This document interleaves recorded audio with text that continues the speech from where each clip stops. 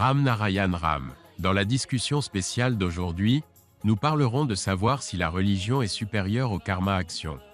Certains disent qu'ils appartiennent au Sanatan Dharma, d'autres à l'islam, et d'autres encore au christianisme. Mais avez-vous déjà réfléchi à cette question? La religion est-elle vraiment quelque chose qui peut être divisé? Dans le contexte actuel, les conflits religieux sont omniprésents.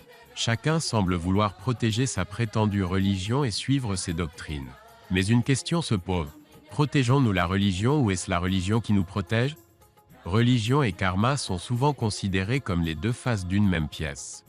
Certains disent « nos actions définissent notre religion », tandis que d'autres soutiennent « protéger la religion est le plus grand des devoirs ». La perspective ancienne. Dans les temps anciens, il était universellement admis que le karma est notre véritable religion. Ouvrez n'importe quel texte sacré, et vous y trouverez ce principe inscrit. Notre Mahaguru Balak Brahmakariji enseigne qu'aucun individu ne crée le karma, c'est plutôt le karma qui est généré par l'univers, l'essence même qui nous a créés, qui nous soutient et nous maintient.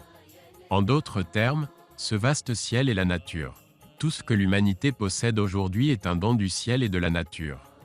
Les 5 éléments ciel, terre, eau, air et énergie forment la base de tout. Sans eux, comment respirerions-nous? Comment survivrions-nous? Ainsi, tout karma se réalise par leur intermédiaire. L'être humain se contente de réfléchir et de suivre des principes. Le jeu du diviser pour régner. Il ne serait pas exagéré de dire qu'aujourd'hui encore, certains segments de la société jouent au diviser pour régner afin de nous gouverner. Et nous permettons cela parce qu'au fond de nous, nous sommes devenus faibles. De nos jours, les gens sont induits en erreur au nom de la religion. C'est l'une des plus grandes ironies de notre société. D'un côté, d'innombrables enfants vivant sous le seuil de pauvreté peinent à obtenir un repas décent par jour, tandis que, de l'autre, des litres de lait, de yaourt, de ghee et d'offrandes sacrées sont versés sur des idoles dans les temples. Est-ce cela la vraie définition de la religion? Ce n'est en aucun cas de la religion. Dieu est-il satisfait de cela? Nous bénit pour ses actes? Quelque part, même Dieu doit être étonné de voir sa création emprunter de tels chemins. Aujourd'hui, l'inégalité est omniprésente dans la société. Castéisme et division. Lorsqu'il s'agit de diviser pour régner, les gens sont séparés au nom des castes. Pourtant, un être humain naît de la même manière partout, nous partageons tous le même processus de naissance, et notre sang a la même couleur. Alors, comment sommes-nous devenus différents? Qui nous a divisés? Certains occupent des positions élevées, tandis que d'autres restent en bas. Mais ce dont nous avons besoin aujourd'hui, c'est de changer notre mentalité et d'éradiquer le castéisme à sa racine. Les conflits actuels basés sur les castes rendent-ils vraiment les gens ordinaires heureux? La réponse est non. Chaque individu aspire à la paix et à une vie harmonieuse. Politique et caste. Malheureusement, même la politique d'aujourd'hui manipule les castes à son avantage.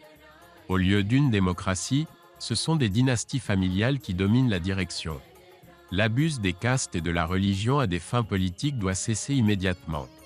Notre religion est-elle si fragile qu'être assis ou interagir avec quelqu'un d'une caste différente la corrompt? Ce n'est pas de la religion si elle peut être corrompue aussi facilement. La voie à suivre. La question qui se pose maintenant est la suivante. Que pouvons-nous faire pour mettre fin à tout cela?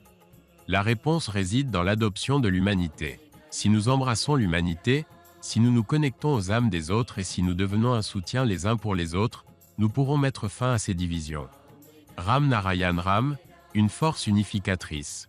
Grâce au mantra Ram Narayan Ram, des efforts sont faits pour éliminer les énergies négatives et remplir la société de lumière et de conscience. Ceux qui ont adopté Ram Narayan Ram mènent une vie épanouie et progressent régulièrement sur le chemin du succès. Par conséquent, continuez à chanter Ram Narayan Ram et cessez de vous inquiéter du karma et de la religion. Lorsque vous vous alignez sur ce mantra originel, le karma et la religion s'aligneront naturellement en votre faveur.